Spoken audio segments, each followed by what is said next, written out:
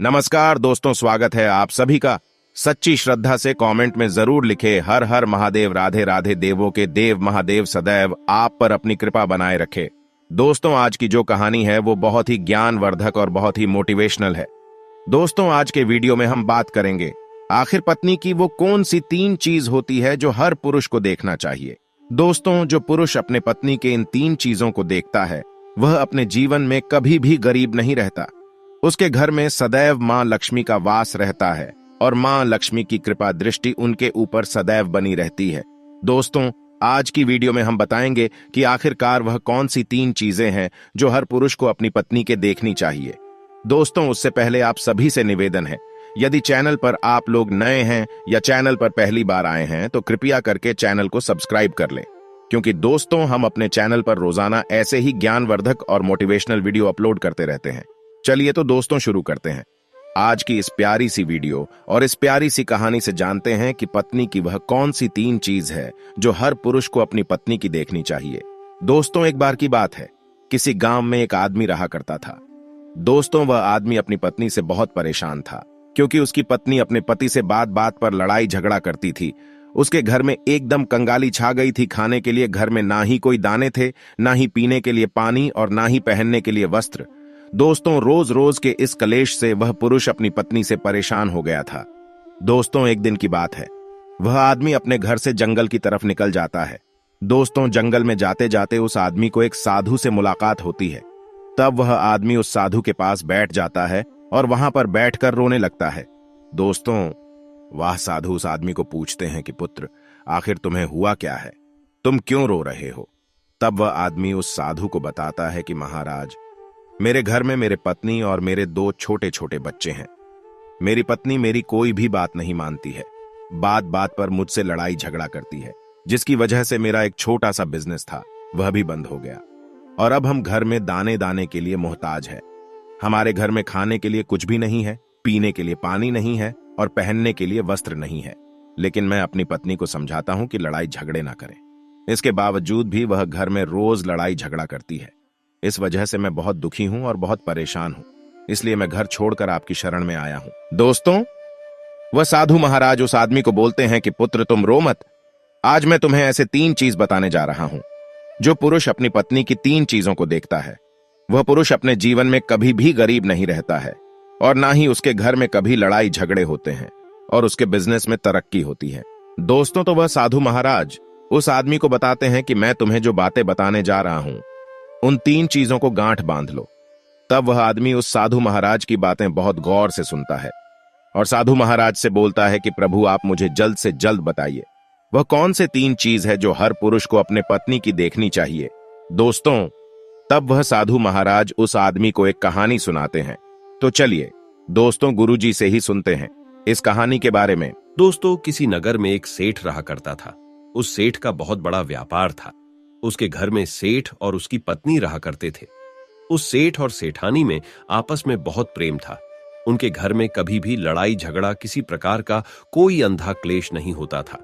इसलिए उसके घर में सदैव मां लक्ष्मी का वास रहता था और उनके बिजनेस में दिन दुगनी रात चौगुनी तरक्की होती थी। उन सेठ सेठानी में इतना प्रेम था कि आसपास के लोग उनके इस प्रेम को देखकर जल जाया करते थे। दोस्तों, सेठ और सेठानी के इस प्रेम की मिसाल हर गांव वाले देते थे। ऐसे कर करके उस सेठ और सेठानी की बात उस गांव की राजा तक भी पहुंच जाती है। दोस्तों, जब सेठ सेठानी की बात उस राजा के पास पहुंचती है तो वह राजा भी उनके प्रेम की मिसाल की तारीफ करते हैं और कहते हैं, हमारे गांव में एक पुरुष और स्त्री ऐसे भी है जिनके घर में कभी भी लड़ाई झगड़ा नहीं होते हैं। उन दोनों में आपस में इतना प्रेम है कि जितना मैं आज तक अपने जिंदगी में कभी भी नहीं देखा। दोस्तों, एक बार की बात है, वह राजा पूरे नगर में ढिंढोरा पिटवाते हैं और कहते, इस राज्य में जितने भी लोग हैं वो सभी लोग अपने अपने घर में दिया जलाकर रखेंगे। तब राजा की रानी अपने राजा से पूछते हैं कि महाराज, आखिरकार आप सभी के घर में दिया क्यों जलवा रहे हैं। राजा रानी की बात सुनकर रानी को बोलते हैं कि दीपक प्रेम की निशानी होती है। जिसके घर में दीपक जलता है उसके घर में सदैव ही प्रेम बना रहता है और मैं चाहता हूं कि जो प्रेम सेठ और सेठानी के बीच में है वही प्रेम हमारे इस नगर में, हमारे इस राज्य में हर पति और पत्नी के बीच में हो। इसलिए मैं हर घर में दीपक जलाना चाहता हूं। दोस्तों, राजा की सैनिक पूरे नगर में ढिंढोरा पीटते हैं और बोलते हैं सभी के घर में दीपक रात भर जलना चाहिए। दोस्तों, राजा की बात मानकर सभी नगरवासी अपने अपने घर में दिया जलाते हैं, लेकिन जैसे ही आधी रात होती है सभी के घर के दीपक बुझ जाते हैं। लेकिन उस सेठ और सेठानी के घर की दीपक कभी भी नहीं बुझती है, क्योंकि दोस्तों दीपक प्रेम की निशानी होती है और जो सेठानी थी वह अपने घर की दीपक को सदैव जलाए रखती थी, जिससे सेठ और सेठानी का प्रेम बरकरार रहे। लेकिन दोस्तों, जो सेठानी थी वह अपनी मनमानी काम करती थी। उसका जो मन करता था वह वही काम करती थी। लेकिन सेठ को इस बात से कभी भी कोई दिक्कत नहीं होती थी, क्योंकि सेठ बहुत समझदार था। वह सोचता था कि यदि मैं अपनी पत्नी को रोक टोक करूंगा तो घर में बेवजह ही लड़ाई झगड़ा होंगे। दोस्तों, इसीलिए सेठ सेठानी की कई चीजों को और कई बातों को अनदेखा करता था। वह सेठ इसलिए अनदेखा करता था ताकि पति पत्नी में वह प्रेम और व्यवहार बना रहे। एक दिन की बात है दोस्तों, राजा और रानी अपने छत के ऊपर खड़े होकर अपने नगर का नजारा देख रहे थे और वह राजा और रानी देखते हैं कि उनके पूरे राज्य में अंधेरा था, लेकिन सिर्फ एक सेठ और सेठानी का ही गांव का घर था जहां दीपक जल रहा था। दोस्तों, तब राजा रानी से बोलता है कि देखो सेठ और सेठानी में कितना प्रेम है। सभी के घरों का दीपक बुझ गया है, लेकिन सेठ और सेठानी के घर का दीपक अभी भी जल रहा है। इसका मतलब यह है कि इस सेठ और सेठानी में बहुत ही ज्यादा प्रेम है। तब रानी अपनी राजा से बोलती है कि महाराज, सेठ और सेठानी में जो भी प्रेम है वो इसलिए है क्योंकि सेठानी समझदार है, इसलिए सेठ के घर में प्रेम है। दोस्तों, जब राजा रानी की बात सुनता है तब राजा बोलता है कि नहीं महारानी, यहाँ पर सेठ ज्यादा समझदार है, इसलिए उनके घर में कभी भी लड़ाई झगड़ा नहीं होती है। दोस्तों, रानी बोलती है कि सेठानी समझदार है। राजा बोलते हैं कि नहीं, सेठ समझदार है। दोस्तों, सेठ और सेठानी की बात को लेकर राजा और रानी में बहस होने लगा। तब राजा बोलता है कि देखो, हमें बहस करने की जरूरत नहीं है, क्यों ना हम दोनों उनका एक परीक्षा ले। परीक्षा में जो पास होगा वही समझदार होगा। राजा और रानी अपने बात से सहमत हो गए और उन दोनों की परीक्षा के लिए तैयार हो जाती है। दोस्तों, तब राजा अपने महल में जाता है और अपनी दासी को बुलाता है और वह अपने दासी से बोलता है, उस सेठ के पास जाओ और जो जो प्रश्न मैं तुमसे बोल रहा हूं वह तुम सेठ को बोलना। वह दासी बोलती है, ठीक है महाराज। फिर वह दासी राजा की बात सुनकर सेठ के पास जाती है। उसी समय ही सेठ की पत्नी बाजार गई थी कुछ सामान लेने के लिए। दोस्तों, तो वह राजा की दासी सेठ से बोलती है कि सेठ जी, मैं राजमहल से आई हूं, राजा साहब ने मुझे भेजा है। दोस्तों, वह सेठ उस दासी को बोलता है कि बताइए मैं आपकी क्या सेवा कर सकता हूं, आप बैठिए, मैं आपके लिए पानी लेकर आता हूं। तब वह दासी सेठ से बोलती है, नहीं सेठ जी, मैं राजा की दासी हूं, बस आपके पास राजा के समाचार लेकर आई हूं। दोस्तों, तब वह सेठ बोलता है कि ठीक है दासी, आप मुझे बताइए राजा साहब ने क्या समाचार भेजा है मेरे लिए। तो दोस्तों, वो दासी सेठ से बोलते हैं कि सेठ जी, राजा साहब ने मुझे ये बोले हैं, यदि तुम अपनी पत्नी को छोड़ देते हो तो वह तुम्हें खूब सारे हीरे और जवाहर देंगे, तुम्हें राजमहल में एक अच्छे पोस्ट पर नौकरी भी देंगे। लेकिन सेठ राजी नहीं हुए। दूसरी बात, रानी ने राजा से बोला था कि नहीं, सेठ समझदार नहीं है, सेठानी समझदार है। दोस्तों, सेठ और सेठानी के बातों को लेकर राजा और रानी में फिर से कहासुनी होने लगी। तब रानी राजा से बोलती है कि तुमने सेठ की परीक्षा ली है, मैं भी सेठानी की परीक्षा लेना चाहती हूं। तब इससे बात क्लियर हो जाएगा कि सेठ और सेठानी में कौन ज्यादा समझदार है। तो वह राजा रानी को आदेश देता है कि प्रिय, तुम भी एक बार सेठानी की परीक्षा ले लो। तब रानी अपने राजमहल से एक दास को उस सेठानी के पास भेज दिया और अपने दास से बोलती है कि जो मैं तुम्हें बोल रही हूं ये सारी चीजें जाकर उस सेठानी को बोलना। तब राजा का दास उस सेठानी के पास जाता है। इधर से सेठ अपने काम के सिलसिले में कहीं बाहर गया हुआ था, घर पर सेठानी ही अकेली थी। दोस्तों, दास मौका देखकर उस सेठानी के पास पहुंचता है और सेठानी से बोलता है कि सेठानी जी, मैं राजमहल से आया हूं, मुझे रानी साहिबा ने भेजा है। दोस्तों, तब वह सेठनी बोलती है, ठीक है बताइए, किस लिए तुम्हें रानी साहिब मेरे पास भेजा है।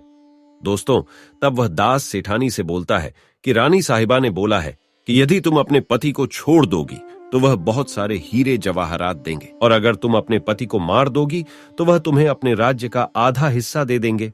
दोस्तों, दास की बात सुनकर सेठानी तैयार हो जाती है और कहती है, ठीक है, यदि रानी साहिबा अपने राज्य की आधा हिस्सा मुझे देंगी तो मैं अपने पति को मार दूंगी। दोस्तों, तब उस राजा का दास उस सेठानी से बोलता है कि मुझे कैसे पता चलेगा कि तुमने सेठ जी को मार दिया है। दोस्तों, तब सेठानी राजा के दास से बोलती है कि मेरे घर में जो दीपक जल रहा है वह तुम्हें दिख रहा है। तब दास बोला, हाँ दिख रहा है। तब सेठानी उस राजा के दास से बोलती है कि जब मैं अपने पति को मार दूंगी तो मैं यह दिया बुझा दूंगी तो तुम्हें पता चल जाएगा कि मैं अपने पति को मार दिया है। अब वह दास सेठानी की बात सुनकर राजमहल को वापस लौट जाता है और राजा और रानी से ये सारी बात बताता है।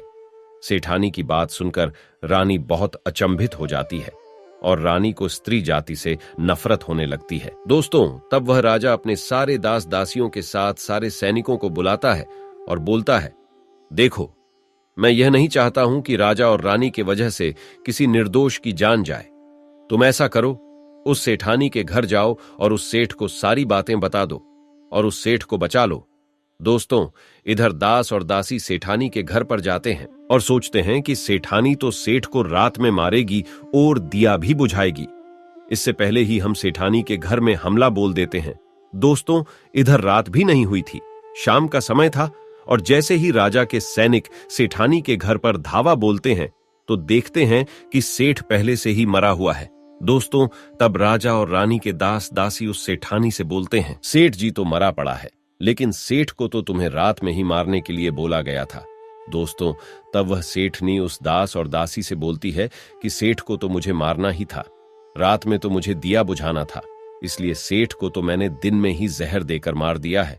अब मेरा काम है सिर्फ दिया बुझने का। दोस्तों, वह सैनिक उल्टे पांव उस सेठ के घर से राजा के दरबार में भागें जाते हैं और राजा को सारी बातें बताते हैं। दोस्तों, राजा क्रोध से आग बबूला हो जाता है और उसको स्त्रियों से घृणा होने लगती है और वह अपने सैनिकों को भेजता है कि उस सेठानी को बंदी बनाकर लाए। तब राजा के सैनिक उस सेठानी को बंदी बनाकर राजा के राज दरबार में पेश करते हैं।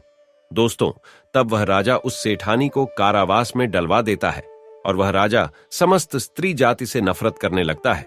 दोस्तों, वह साधु इस कहानी को गांव के उस आदमी को सुनाता है। तब साधु उस आदमी से बोलता है, अब तुम्हें समझ में आ गया होगा कि स्त्री की वह कौन सी 3 चीजें हैं जो हर कोई पुरुष को देखना चाहिए। वह आदमी साधु से बोलता है कि महाराज, मुझे अभी भी समझ में नहीं आया, स्त्री की वह कौन सी 3 चीजें हैं जो हर पुरुष को देखना चाहिए। दोस्तों, तब वह साधु उस आदमी को बताते हैं कि हर पुरुष को अपने स्त्री के सबसे पहली चीज यह देखनी चाहिए कि वह कहां पर आ जा रही है। दोस्तों, जो पुरुष अपनी स्त्री की यह चीज देखता है कि पत्नी वहां पर आ रही है, वहां पर जा रही है, तो उसके घर में कभी लड़ाई झगड़ा नहीं होते हैं और वह अपनी पत्नी के ऊपर नियंत्रण कर पाता है। दूसरी चीज है, पुरुष को पत्नी के अंदर ये चीज देखनी चाहिए कि उसकी पत्नी के बोल चाल कैसी है, वह अपने पति की इज्जत कर रही है कि नहीं, अपनी पति की बात मान रही या फिर नहीं। जो स्त्री अपने पुरुष की बात नहीं मानती है, अपने पति की इज्जत नहीं करती है, वह अपने पति के साथ कुछ भी कर सकते हैं, जैसे कि उस सेठानी ने उस सेठ के साथ किया था। इसलिए हर पुरुष को अपनी पत्नी की यह चीज देखनी चाहिए। तीसरी चीज, वह साधु उस आदमी को बताता है कि हर पुरुष को पत्नी के चाल चलन जरूर देखना चाहिए। दोस्तों, जो पुरुष अपने पत्नी के चाल चलन देखता है और उसके चाल चलन पर उससे ज्यादा प्रेम नहीं करता है, उसको अपने कंट्रोल में करके रखता है, तो उसके घर में लड़ाई झगड़ा कभी भी नहीं होते। दोस्तों, जो स्त्रियां अपने घर पर मनमानी चलाती हैं और पति की बातों को नहीं मानती है, उनके घर में इस तरीके की मुसीबत आती है। दोस्तों, ये 3 बातें वह साधु महाराज उस आदमी को बताता है और फिर वह आदमी इन 3 चीजों को गांठ बांध लेता है और साधु को प्रणाम करके अपने घर पर चला जाता है। दोस्तों, मैं उम्मीद करता हूं आपको इस कहानी से बहुत कुछ सीखने को मिला होगा। दोस्तों, सच्ची श्रद्धा से कमेंट में जरूर लिखें, हर हर महादेव, राधे राधे देवों के देव, महादेव सदैव आप पर अपनी कृपा बनाए रखे। इस वीडियो को लाइक करें, अपने दोस्तों के साथ शेयर करें और हमें सब्सक्राइब करना ना भूलें। और हाँ, इस वीडियो से कोई भी सवाल है तो आप कमेंट बॉक्स में जरूर लिखें, और आपके पास कोई भी सवाल नहीं तो हर हर महादेव जरूर लिखें, क्योंकि आपके कमेंट से वीडियो बनाने का मोटिवेशन मिलता है। धन्यवाद।